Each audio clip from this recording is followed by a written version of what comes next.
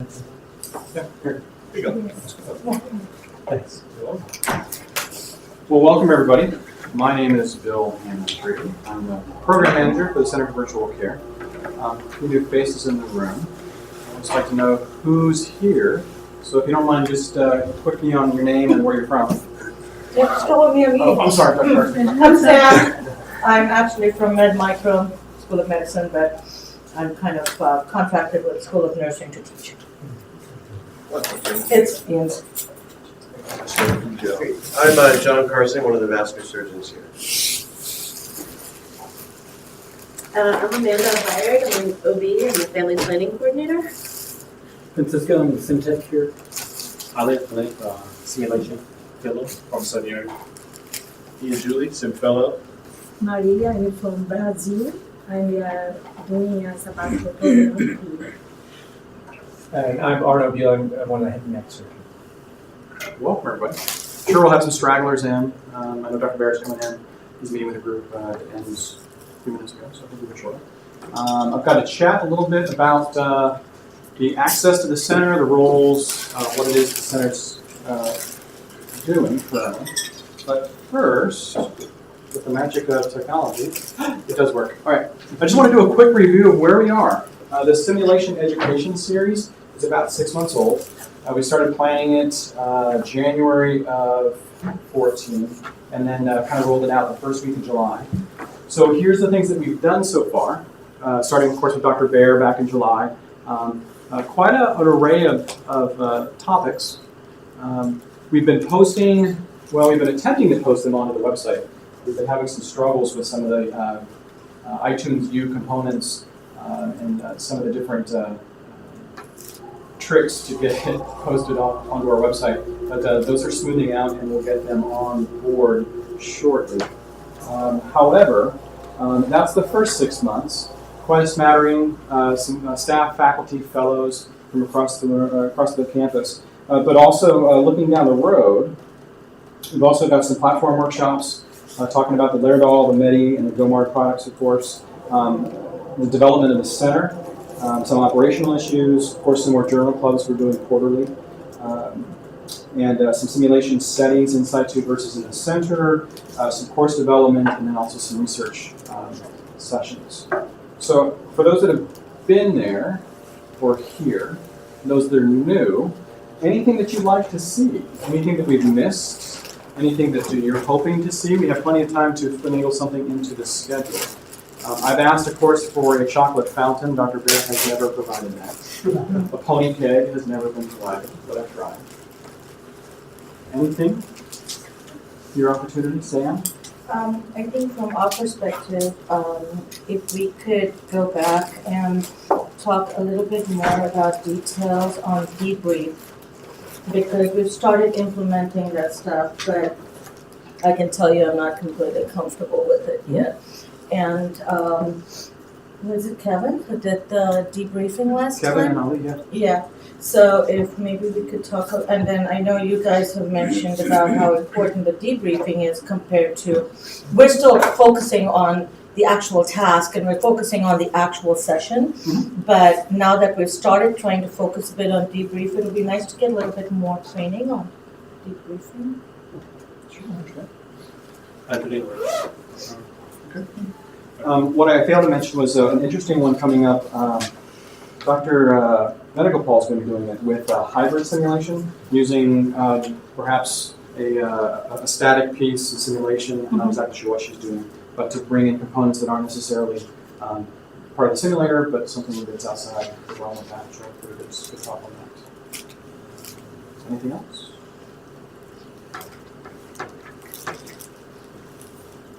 Okay.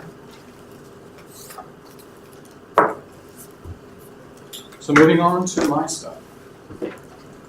Center resources. Basically, I'm going to talk a little bit about what we have, how to access it, of course, and how to maximize the use. What the CHT, CBC has to offer, of course, a couple of sites, a little overview of some of the changes, how to access the CBC, and the role of the simulation educator, and how to maximize that. Tools of the trade. on the tool you're trade up there.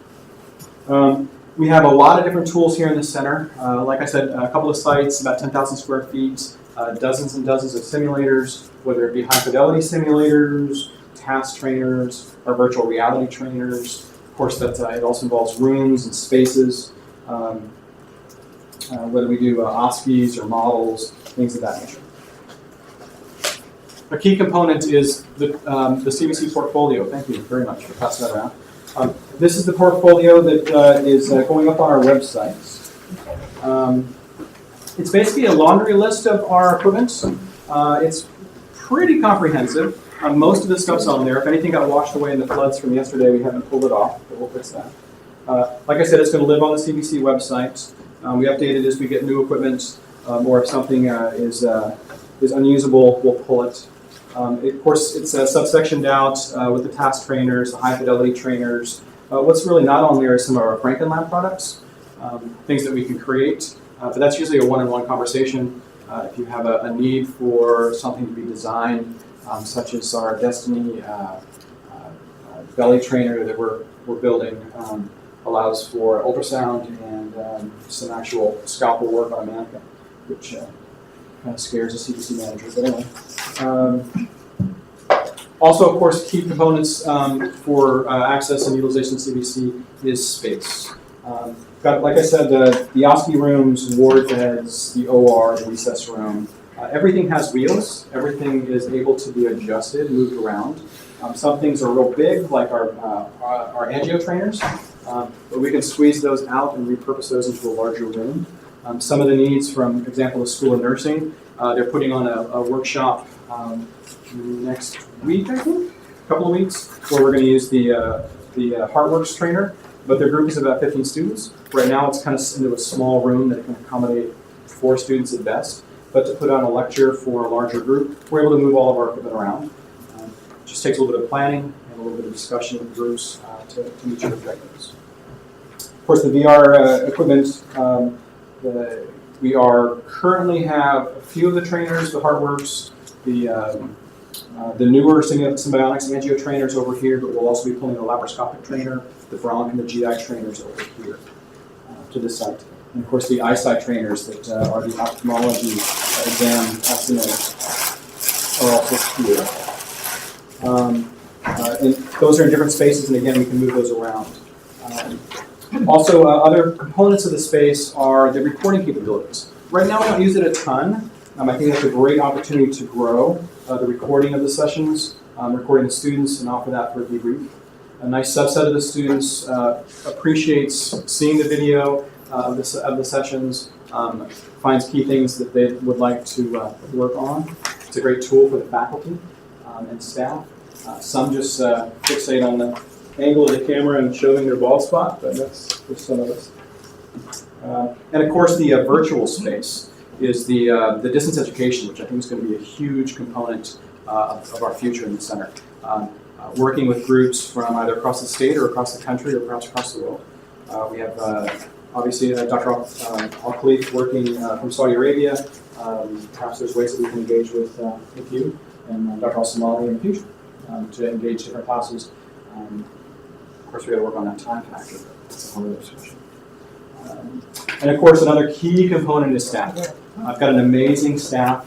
They're here to help with scenario development, creation, and of course the whole process. We're easily accessible and readily available to help plan, create, and innovate for you. So accessing the center. Of course, we're primed, ready to go. We actually had, you've probably seen the UCD1 campaign. They filmed a lot of that, or some of that, in here in the center. And Aaron was in the background of one of the films, so he actually had to get the makeup. It was not exactly happy, so I took a quick snapshot. But Aaron's responsible for all of our Calgary. All of our contact information, of course, is on the website. You can call us, email us. We're posting things like the portfolio. And another component here is our course request form, which it's a couple pages. I'll pass these around right quick. It's a key measure for how to access the center, how to get stuff into the center, how to get your class going. Also, the learning objectives are here. You guys know all about this. Thank you. That's the first one. What you got is the second. So the course request form, key things, key components of it are the objectives, contact points, obviously times, but it's a talking point for us. It's what we refer to whenever we're building your class. So we need to make sure that that's filled out real well, and then we can embellish from there through our discussions to build your scenarios a little bit better, or a little bit more deeper understanding of what you're offering, as well as room requirements and things of that nature. Another key spot on there is the Frankenlab creations. Obviously, Frankenlab, the Frankenlab we've talked about a little bit was it allows us to design things that the mannequins don't necessarily have. I referenced the Destiny's Belly. It's our birthing mannequin. She's able to show off the vaginal delivery or C-section delivery of a patient or of a child. However, you can't do any ultrasound on her. She's made of plastic. So we've actually removed the belly components and we're putting in a gelatin mold so that you actually do ultrasound, you can actually do cuts. We have a request from a few departments to help train with a perineum C-section. That we've had a couple of those over the last year or so, and we're looking at helping train some of the staff on some of the systems problems that have been arisen from that. So it's an example of how we can design things that don't exist. IV fast trainers for nursing are things that we would want to get included on our course request form, because those also take time, some design work as well. And of course, general planning for the center. Get my rooms and all my stuff. Hey, Doctor, follow. Sorry, there's sign-in sheets there. Of course, we have famous customer service here in the CBC. Planning is the key. A wedding, a funeral, it takes a lot of planning. Same thing with simulation. Simulation is more of a theatrical. It requires plenty of setup, at least an hour of prep for every hour of simulation. So it takes a lot of work. We also offer things like simulation templates. If you have a case that you want to create, a session that you want to create, but you're not exactly sure how to do it, we have some templates to offer that really walk you through the steps. From a good example is a cardiac case where you have a patient that's in a clinic and you want to have the students pull information out of that case. So Francisco, of course, has to have a template to follow so that you can get the right history that you want demonstrated, what the vital signs you want placed. And the templates are really convenient for your scenarios because it spells it all out, just leaves lots of blank spots where you can fill in the details. And of course, practice makes perfect. Rehearsals for high fidelity simulations for new classes is really key. We need to at least get the key folks in there, the IOR for the course, the simulationists. If you have key confederates or people who are going to be part of the scenario, I'll at least do a quick dry run, preferably a day before. We do them the morning of, but sometimes big mistakes are found and we need a little bit of time to fix that. So the contact information for the simulationist or the support person that's going to be working with you is always sent to you in a confirmation email. But of course, if it's a big deal, we'll be reaching out to you, don't worry. But we're ready and we're wanting to help.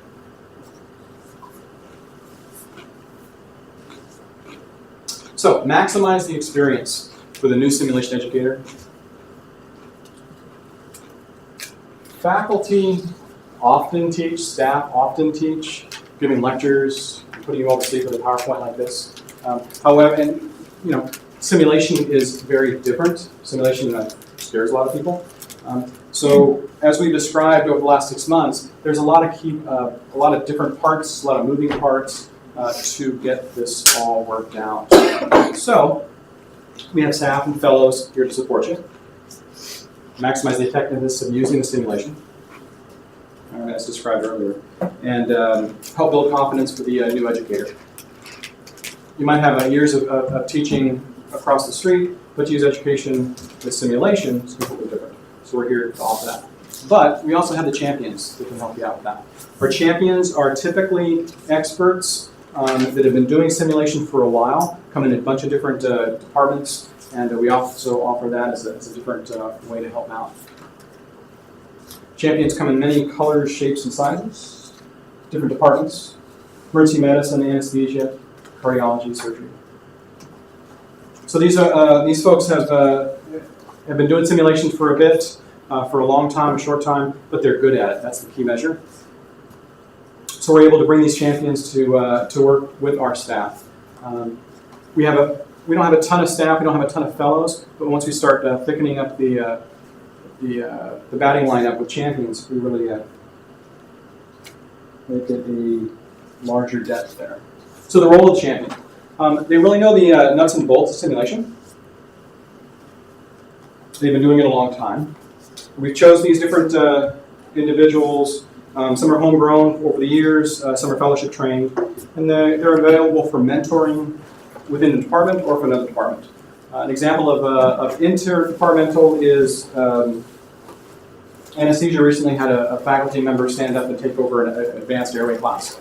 So we hooked that person up with Dr. Yao, who's the champion within anesthesia, and worked out some key issues, some different ways to use simulation, but also brought that faculty member over here, work with Dr. Bear and his difficulty airway class to help mentor some of the needs of that group. But also if a new group comes to simulation, neurology, for example, doesn't have a lot of experience in our simulation environment, so we're able to hook up with them with Dr. Yao or one of the other fellows or one of the other champions and help sponsor. Do a lot of coaching.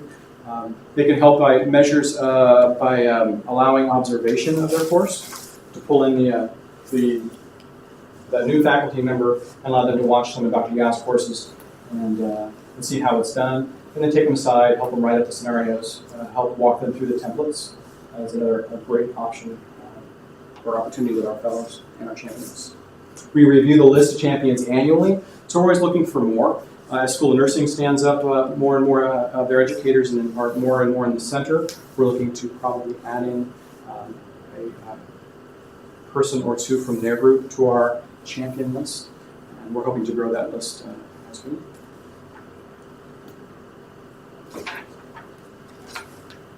So CBC resources, access, how to maximize your center time in the center. Any questions?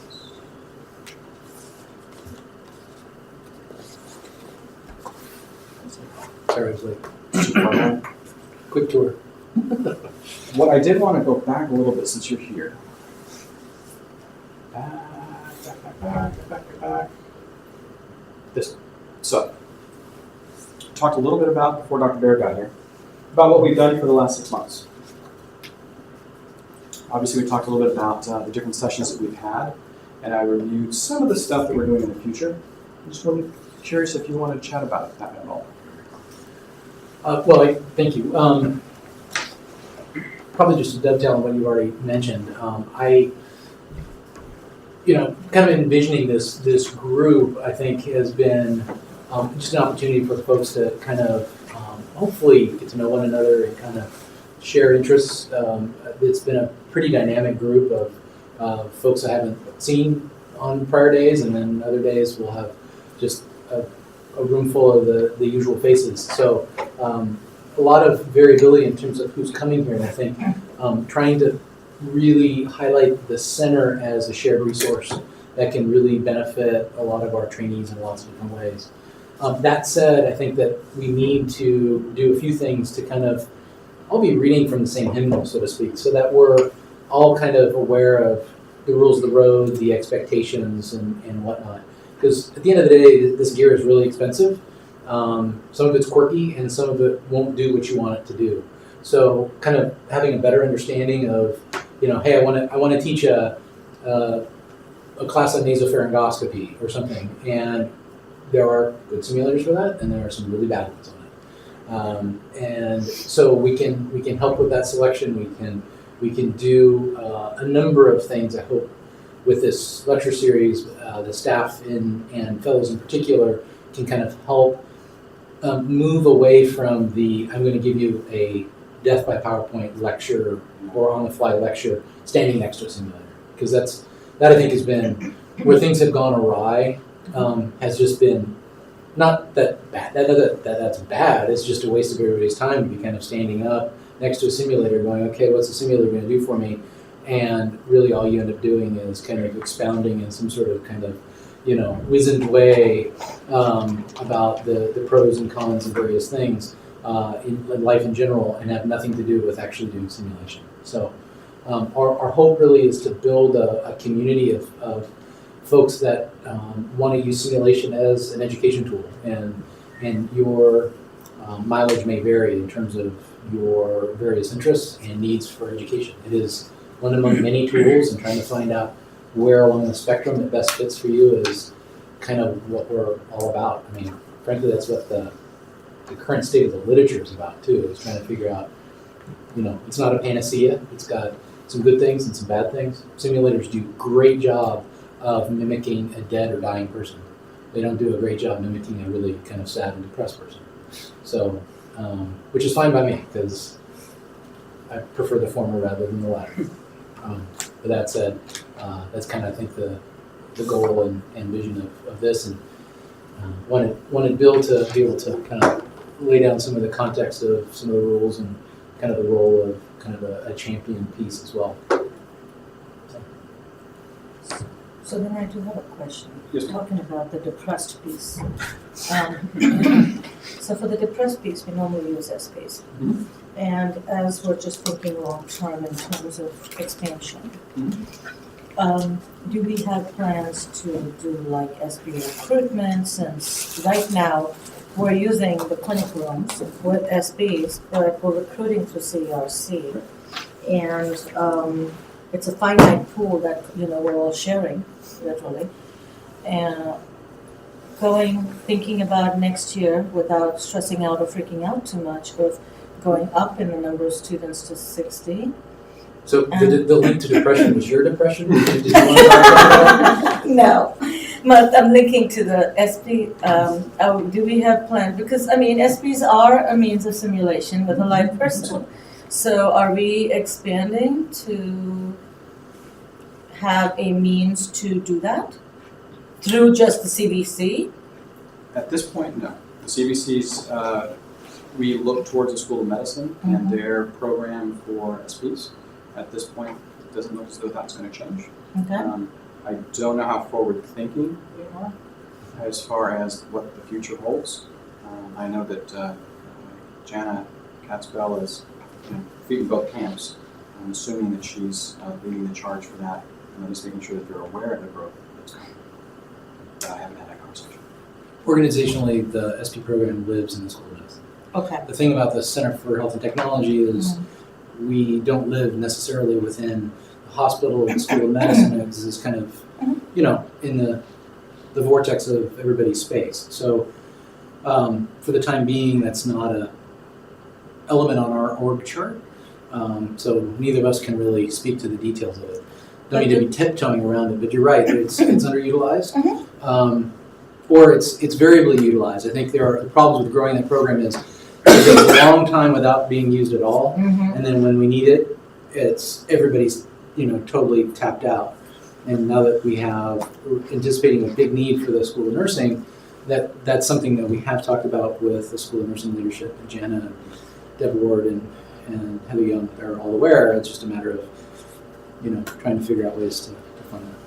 Because even when we eventually get the new simulation suites, it's going to be 16 exam rooms or something? 15 more. Some weird number? Right. And then when we want to do SPs, that's 15. In addition to the rooms that will be here and School of Medicine. Exactly. Simultaneously. So, what they're referring to is the new building across the way, 10,000 square feet of simulation space? Yeah.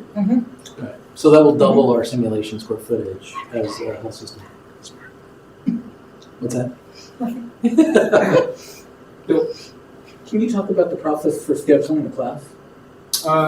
Sure. A little bit was mentioned there with meeting Aaron Ulmer, and really reaching out to him is the starting point.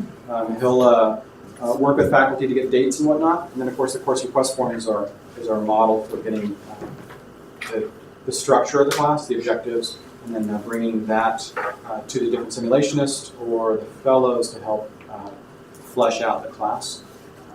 If the looking for depressed SPs, we would coordinate with the School of Medicine to see what they can offer. But then securing the rooms, writing up the scenarios, or asking the faculty to work with the faculty to create those scenarios. And then, of course, time measures to make sure we get it all done correctly in the right amount of time. Obviously, the further out we can plan it, the better, so that we get a more robust training session.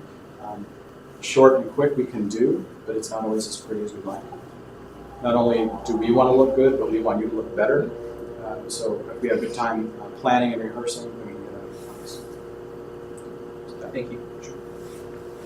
Yes, ma'am. I know that when we create these scenarios for simulation, whether it's static or dynamic or whatever it is, we're sending them to you. Yes. And so we're maintaining a bank that Yes. will then be available to everybody to use, yeah? Okay. Typically we So ask that way we're that. not, Typically we'll ask that question though. Some people just don't want their scenarios sent out to everybody. Some people just don't want them used, so I would ask the question, you okay if we use this for okay, yeah. For the most part, it's For the been most part, a it's kind fine, of share widely kind Exactly. of thing. Unless, Yeah. I think unless people are using it for assessments or some sort of, you need it kind of kept close to the chest just so that you can kind of bring back another cohort of learners and assess them without some contamination from, And we've also put wigs on mannequins where, it was written as a male, we changed it, we dropped the age a little bit, tweaked the vital sign and so on. Okay. But if it's a great case, then by all means. And just we not, can use it. we shouldn't be recreating those things, Right. because it takes time. Right, exactly. And again, getting back to the idea of having more of us that are interested around the table periodically to kind of just share thoughts and experiences and needs. As, for example, one of the conversations I had yesterday was with our new director for pediatric surgery,